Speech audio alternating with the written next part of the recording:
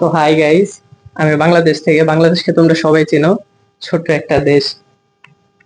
এরিয়ার দিক থেকে কিন্তু পপুলেশনের দিক থেকে না, কারণ সবার ভিতরেই ভরে ভরে জোশ আছে, জানো তো। তো এটা আমার ফার্স্ট স্ট্যান্ড আপ কমেডি।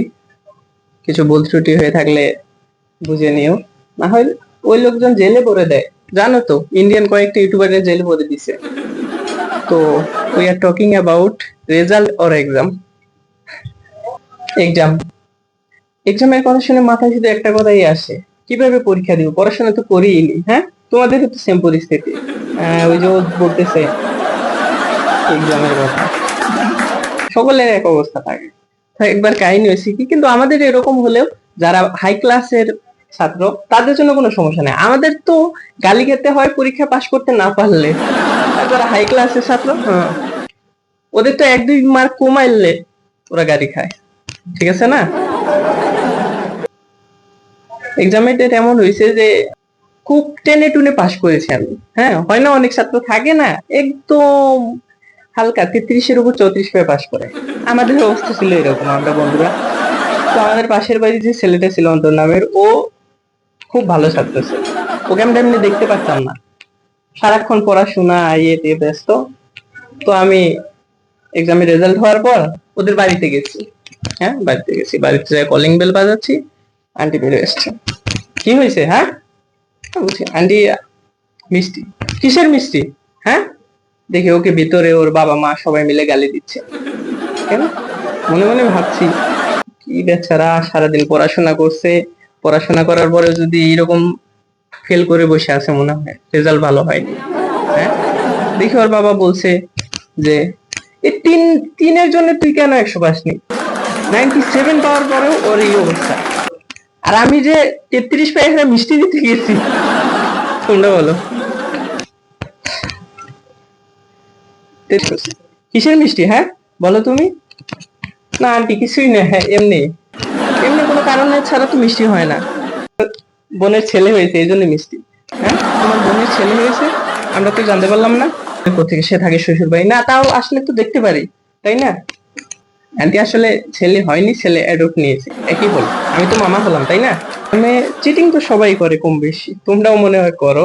ওই পেছনেও মনে হচ্ছে চিটিং করে, ওকে দেখে বোঝা যাচ্ছে চিটিং করে। আমাদের একটা গ্রুপ ছিল, আমাদের গ্রুপ ছিল বলতে স্কুলে স্যার ম্যাডামদের মধ্যে থাকে না কিছু। তো আমাদের একটা স্যার ছিল, স্যার আবার আমাদের ওই ম্যাডাম ছিল। হ্যাঁ, সব স্কুলেই থাকে, তোমাদেরও আছে, তোমরা বোঝো না। তো আমাদের ওই স্যার ওই ম্যাডামের সাথে সব সময় লেগে থাকে। তাদের মধ্যে একটা আনাগোনা ছিল, কিছু টিউশনি করাতো, স্যার যাদের টিউশনি করাতো ম্যাডাম তাদের ফেল করে দিত, ম্যাডাম যাদের টিউশনি করাতো স্যার তাদের ফেল করে দিত, এরকম ছিল।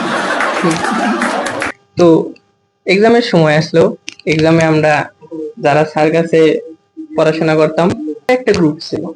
আমাদের মানে পড়াশোনা হতো না, স্যারের কাছে কখনো পড়াশোনা হতো না, স্যারদের কাছে তারা একটারও পড়াশোনা হয় না। তো স্যারের কাছে পড়তাম, স্যারের কাছে কখনো পড়াশোনা হতো না। এসেছে এক্সামের টাইম, একে তো স্যারের সাথে কিছু করিনি, তারপরে আবার ম্যাডাম আমাদের দুশ্মন। এক্সাম হলে যাইয়া এখন সবাই চিন্তা করে কেমনে চিটিং করব, কেমনে চিটিং করব। চিটিং করার মতো আমাদের কারো কাছে কোনো বুদ্ধি নেই। চিটিং করার জন্য যে একটু মাথায় জ্ঞান থাকতে হয় আমাদের বন্ধুদের, তাও না। তো কিভাবে চিটিং করব, আচ্ছা সেই কথাই। পরীক্ষার সময় বাংলা পরীক্ষায় হ্যাঁ সৃজনশীল থাকে, কম বেশি লেখা যায়। ক আর খ এর উত্তর বাথরুমে যে লেখা আসবে, আর আমরা পরে যে একজন একজন করে বাথরুমে যে লেখা আসবো, কারণ ম্যাডাম আমাদের গাড়ি দিবে। ম্যাডাম ওই রকমই আমাদের গাড়ির উপরে এসে দাঁড়ায় থাকে, যে কখন আমরা চিটিং করবো, কখন আমরা। এক্সামের দিন সকালে আমার এক বন্ধু, যে বন্ধু লিখতে গেছে, ওয়াইশা বলে ওখানে আগের থেকে 10,000 চিটিং লেখা আছে। মানে আমাদের নতুন কোনো আইডিয়া না, অলরেডি এগুলো চলছে। উপরের দিকে যেখানে ফাঁকা আছে সেখানে লিখতে হবে। তো আমাদের একটা বন্ধু ছিল সাকিব নামে, সাকিবকে আমরা পাঠিয়ে দিছি চিটিং হাতে নিয়ে। ও লেখা আসছে, ওর উচ্চতা ছিল 6 ফিট 4 ইঞ্চি, লেখা আসছে এই উপরে। এখন আমাদের আরো দুটো বন্ধু ছিল, শুভ আর রাজু নামে, ওর ছিল ছোট ছোট 4 ফিট। এখন ওরা গেছে, যখন ওরা চিটিং দেখতে গেছে, কিছু কিছু লোক তো সবাই দেখতে পাচ্ছে, যারা ছোট ওরা তো দেখতে পায় নাই, ওরা ওই উপরের ডিবার দিয়ে নিচে 4টা দেখে আসছে, আর বাকি 6টা আওরার উপর দিছে। ওই চিটিং দেখতে গিয়ে কমোডের উপর দাঁড়াইছিল, কমোডে পড়ে গেছে এই যে এখানে।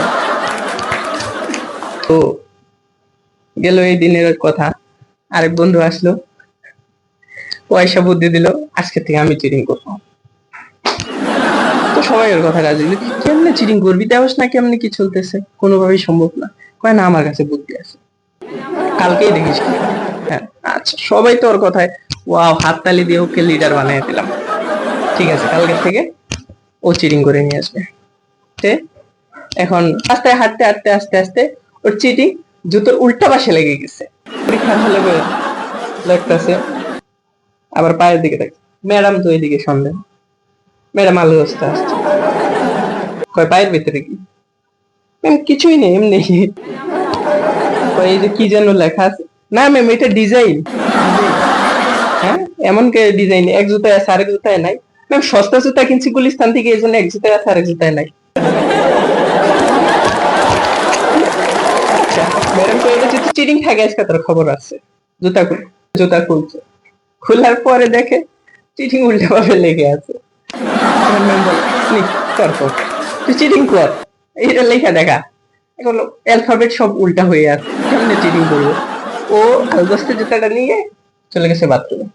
বাথরুমে যাইয়া বাথরুমের আয়নার সামনে এইভাবে ধরতেছে, আয়নার সামনে ম্যাডামও পিছিয়ে পিছিয়ে বাথরুমে গেছে। আয়নার সামনে ম্যাডাম যখন টুকো দিছে, ও বাথরুমে জুতাটা ফালাই দিছে। এমন টেন্ডেন্সি ছিল যে চিটিং করা আসতো না, সবার ভিতরে হতাশা, কে নকল করবে, কে নকল করবে, কে নকল করবে। রাব্বি নামের একটা ছেলে ছিল, সে দায়িত্ব নিত, তোরা কিচ্ছু পারিস না, আজকের থেকে আমার চিটিং এর দায়িত্ব, নকল করার দায়িত্ব আমার, আমি আজকের থেকে দায়িত্ব নিই। চিটিং নিয়ে আসবো, ঠিক আছে মেনে নেব। চিটিং দিয়েছে। পরের দিন ছিল ইংলিশ পরীক্ষা, ইংলিশ পরীক্ষায় ও চিটিং নিয়েছে, চিরকুটে লেখা কলম হেঁটের ভিতরে ঢুকে নিয়ে আসছে, নিয়ে এসে কলম আটকাই দিচ্ছে। ঠিক আছে, ক্লাসে আসছে চিটিং নিয়ে, পরীক্ষা শুরু হয়ে গেছে।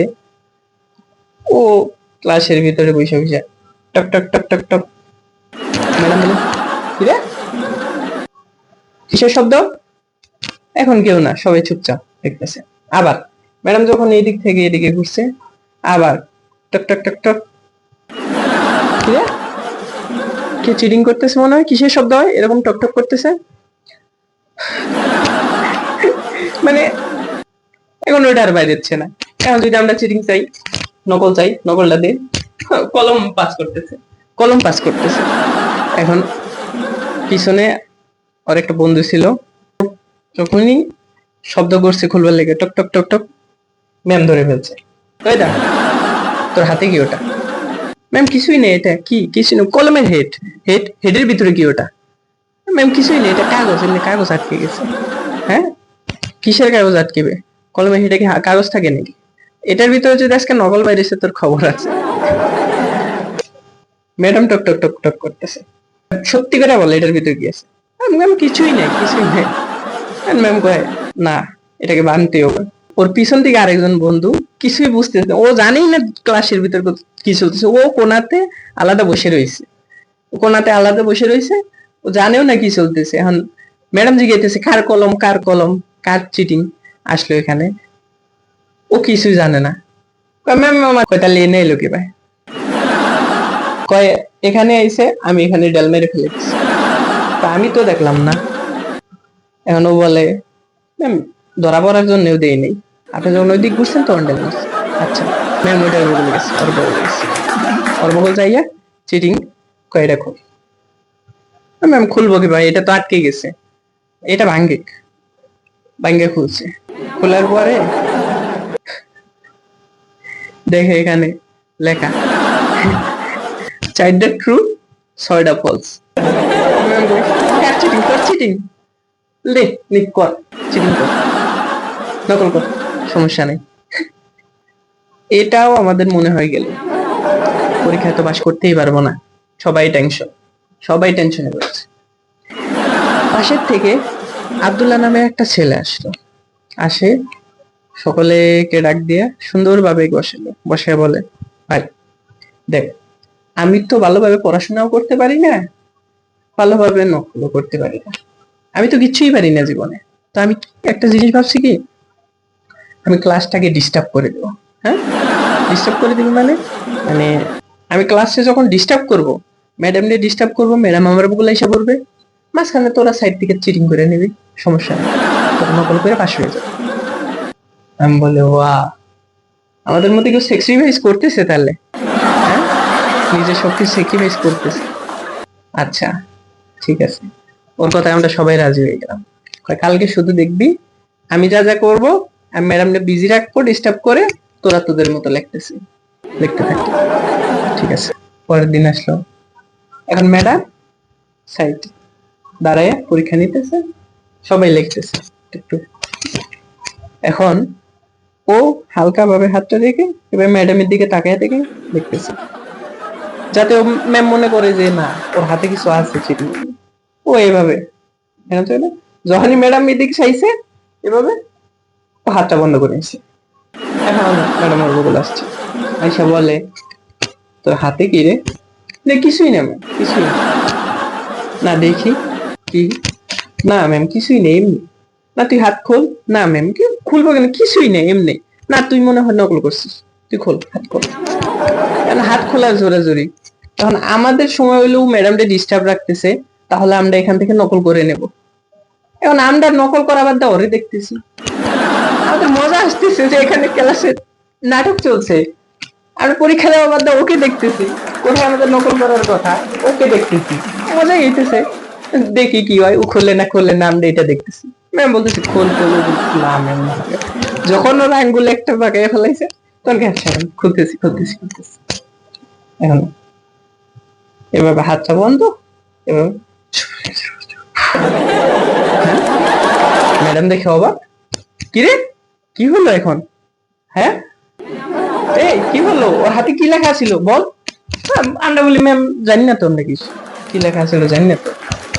তারপর আবার আরেকজন জিজ্ঞেস, কিরে ওর হাতে কিছু লেখা ছিল না, সত্যি করে বল।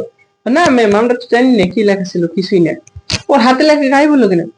পিছন থেকে আরেকজন ছাত্র বলেছে, ম্যাডাম ও কিন্তু একটু কবিরাজিও জানে, কম বেশি যন্ত্র মতো জানে, একটু সাবধানে থাকে। ম্যাডাম আমাদের ফেল করে দিল, ওকে পাস করে দিল, এটা কোনো কথা? হ্যাঁ। পরের দিন আমরা খুবই হতাশ অবস্থায় আছি, পয়সা বলে যা, এবার একটা কাজ করব, যে পুরা ক্লাসের এক্সামই বাতিল হয়ে যাবে। বাহ, এমন আইডিয়া নিয়ে আসছে যে পুরো এক্সামই বাতিল করে দিবে। শুনে তো মজাই লাগতেছে, না এক্সামই দিব না, এক্সাম বাতিল হয়ে যায়, মানে কি? ঠিক আছে। এখন বলে যে কালকে আইসিটি পরীক্ষার দিন কি থাকে, 40টা টিক চিহ্ন হয়ে গেলে 40 মিনিটে শেষ। পরীক্ষা শুরু 12টায় পরীক্ষা শুরু। তো ও আমাদের বলেছে যে যখন পরীক্ষা শুরু হবে, 12টায় পরীক্ষা শুরু, 12টা 10-এ আমি জোরে কাশন দিব, কাশন দেওয়ার পরে তোরা সবাই তোদের টেবিল জোরে জোরে হিলাতে, জোরে নাড়াবি, ঠিক আছে? আচ্ছা, যাতে মনে হয় ভূমিকম্প হয়েছে। ঠিক আছে, সবাই একমত। 12টা 10 বাজার সাথে সাথে ও খাসলে পরে, কাশি দিলে পরে আমরা হিলাতে থাকবো। তো ওই দিন আইসিটির এক্সাম 12টায় শুরু হইলো। 12টায় শুরু হওয়ার পর ম্যাডাম দেখে করে কোলে পানি, চুপ, সবাই চুপ, দেখতেছে। 12টা 10 বাজলো। 12টা 10 বাজার সাথে সাথে ও হাঁচি দিল। হাঁচি দেওয়ার পরে সবাই টেবিল নড়াইতেছে জোরে জোরে, ঠিক আছে? ও বলছে আমাদের টেবিল নড়াইতে, যাতে ম্যাডাম মনে করে যে ভূমিকম্প আইছে। ঠিক আছে, আমরা নড়াইতেছি, কিন্তু কখন থামতে হবে সেটা তোর বলে নাই। এখন যদি বেটাই থাইমা যায়, তাহলে ভূমিকম্প নষ্ট হয়ে যাব। হ্যাঁ, এখন ম্যাম পিছন দিকে তাকাই, মনে করে ভূমিকম্প আসলো নাকি। আচ্ছা, ম্যাম যখন পিছন দিকে তাকাইছে, জোর গলায় এইভাবে তাকাইছে, তাকানোর পরে সামনের যে ছেলেটা ছিল, ও টেবিল থামান বন্ধ করে দিছে। ম্যাম একজন গরম চোখ দেখাইতে আছে, আর সবাই টেবিল থামান বন্ধ করে দিচ্ছে। লাস্টের দিকে এভাবে ম্যাম দেখতে গেছে আর লাস্ট পর্যন্ত টেবিল থামতে গেছে, ঠিক আছে। এখন পিছন থেকে এক ছেলে দাঁড়ায় করেছে, ম্যাম ভূমিকম্প আসছিল, মনে হয় ভূমিকম্পটা এভাবে সামনের থেকে পিছন দিকে চলে গেছে, এই জন্য। হ্যাঁ, এরপর থেকে ভূমিকম্প আসলে ভূমিকম্পের বইলা দিও যে শুধু ছাত্রদের টেবিলও নয়, টিচারের যে একটা টেবিল থাকে এটা পর্যন্ত নড়াইতে হয় ভূমিকম্পের সময়, ঠিক আছে।